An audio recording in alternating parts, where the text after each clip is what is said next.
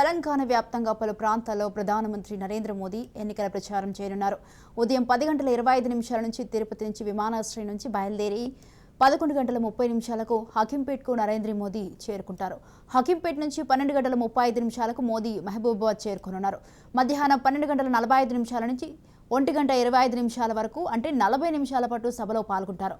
మధ్యాహ్నం 1:35 మహబూబాబాద్ నుంచి బయలుదేరి 2:30 మోదీ కరీంనగర్ చేరుకోనున్నారు.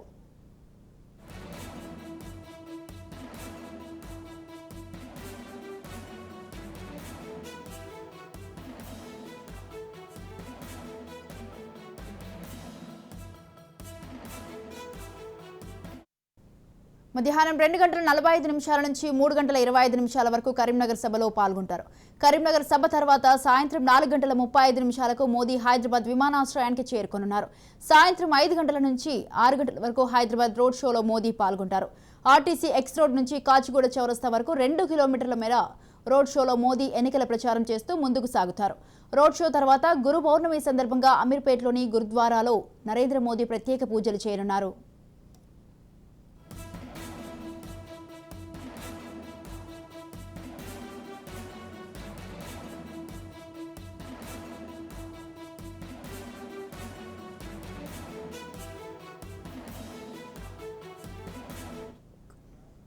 బీజేపీ అగ్రనేతలు తెలంగాణలోని పలు ప్రాంతాల్లో పర్యటించున్నారు. దేవరకద్ర, పరకాల, మంథని, దుబ్బాకలో అసోం సీఎం హిమంత బిశ్వ శర్మ పర్యటించనున్నారు. హన్మకొండలో మేధావులతో కేంద్ర మంత్రి పీయూష్ గోయల్ భేటీ కానున్నారు. కేంద్ర మంత్రి అనురాగ్ సింగ్ ఠాకూర్ సిద్దిపేట సభలో పాల్గొంటారు. కేంద్ర మంత్రి మురళీధరన్ అలంపూర్లో డోర్ టు డోర్ క్యాంపెయిన్ నిర్వహించనున్నారు.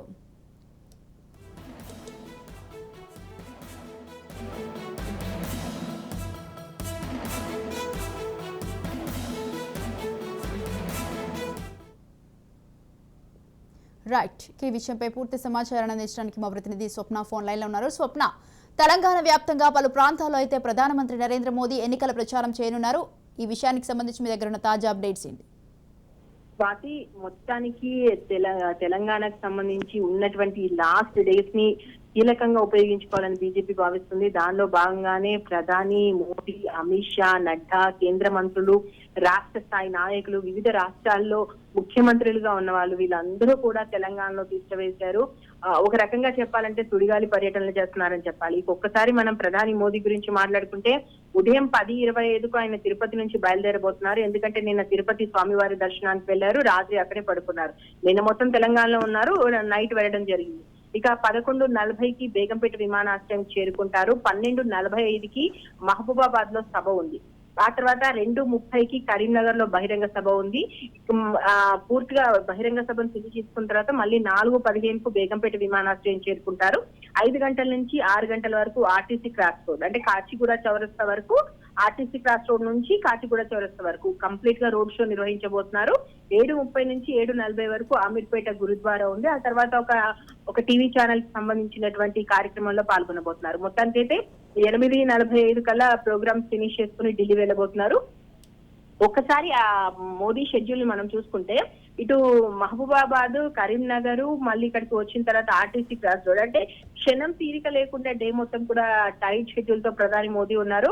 ఇప్పుడు ఉన్నటువంటి లాస్ట్ లో ఉన్నాం కాబట్టి మేనిఫెస్టో గురించి, అదే విధంగా డబుల్ ఇంజన్ సర్కార్ వస్తే ఏ విధంగా ఉంటది అనే దానికి సంబంధించి, అదే విధంగా ఎస్సీ వర్గీకరణకు సంబంధించి నిన్న ఇటు అందకృష్ణ మాదిగ కానీ, మరోవైపు జనసేన అధ్యక్షుడు పవన్ కళ్యాణ్ వీళ్ళందరినీ కూడా కలపేసుకొని ఇటు బీసీ ఓట్ బ్యాంకింగ్ సంబంధించి అంటే మేము వస్తే బీసీ ముఖ్యమంత్రిని చేస్తాం, సో ఇలాంటి అన్ని విషయాల్ని కీలకంగా తీసుకెళ్లి ఎంత సాధ్యమైనంత ఎక్కువ ఓటింగ్ ని తెలంగాణలో రాబట్టుకోవాలని చెప్పేసి భావిస్తుంది.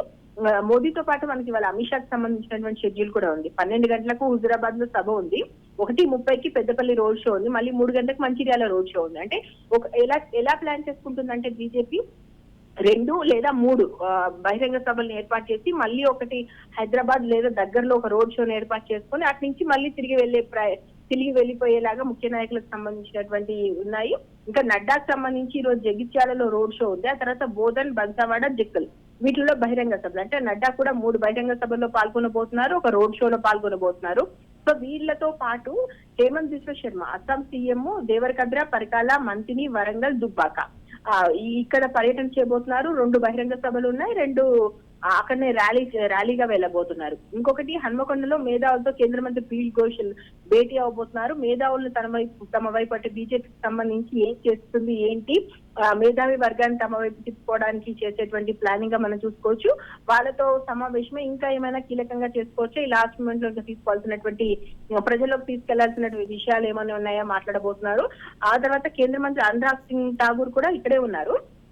ఆయన సిద్దిపేటలో ఒక సభలో పాల్గొంటారు. మరో కేంద్ర మంత్రి మురళీధర్ కూడా ఉన్నారు. ఆయన అలంపూర్ లో డోర్ టు డోర్ క్యాంపెయిన్ చేస్తున్నారు.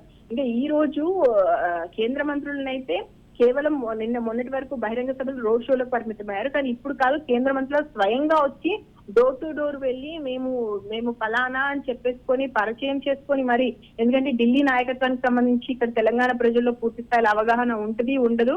అసలు మేము ఎలా చేస్తున్నాము, కేంద్ర ప్రభుత్వం అక్కడ ఎలా పనిచేస్తుందని స్వయంగా వాళ్ళే వచ్చి చెప్తున్నారు. ఇది బీజేపీకి అడ్వాంటేజ్ అవుతుందని భావిస్తున్నారు. బూత్ లెవెల్ స్థాయి కమిటీలలో ఉన్నటువంటి మెంబర్స్ తో పాటు ఒక కేంద్ర మంత్రో లేదా రాష్ట్ర స్థాయి నాయకుడో లేదంటే వివిధ రాష్ట్రాలకు చెందినటువంటి ముఖ్యమంత్రులు ఎంత వీలైతే అంత, వీళ్ళైతే ఒక 30 స్థానాలని కీలకంగా భావిస్తున్నారు. ఆ 30 స్థానాలకు 22 స్థానాలు మాత్రం ఖచ్చితంగా గెలుస్తాం అనుకుంటున్నారు. ఆ స్థానాల్లో ఎక్కువగా ఫోకస్ చేస్తున్నారు. ముఖ్యంగా ఎక్కడైతే ఎస్సీ వర్గీకరణకు సంబంధించినటువంటి ఇష్యూ ఆల్రెడీ వాళ్ళు టేక్ ఓవర్ చేశారు కాబట్టి ఆ సామాజిక వర్గానికి సంబంధించిన వాళ్ళు ఉన్నా లేదా బీసీ ముదిరాజులు కాపులు వీళ్ళని ఎక్కువగా టార్గెట్ చేస్తున్నారు. ఆ సామాజిక వర్గానికి సంబంధించిన వాళ్ళు ఉన్నా అక్కడ ఇంకా ఎక్కువగా ఓట్ బ్యాంకింగ్ వస్తున్నప్పుడు కీలకంగా ఫోకస్ చేసి ఆయా స్థానాలు గెలుచుకునేటువంటి ప్రయత్నం చేస్తుంది. మొత్తానికైతే ఉన్న ఈ టైం ని యూటిలైజ్ చేసుకునే పనిలో బీజేపీ పడింది. Swathi. Right. Thank you Swapna. Thanks for the details.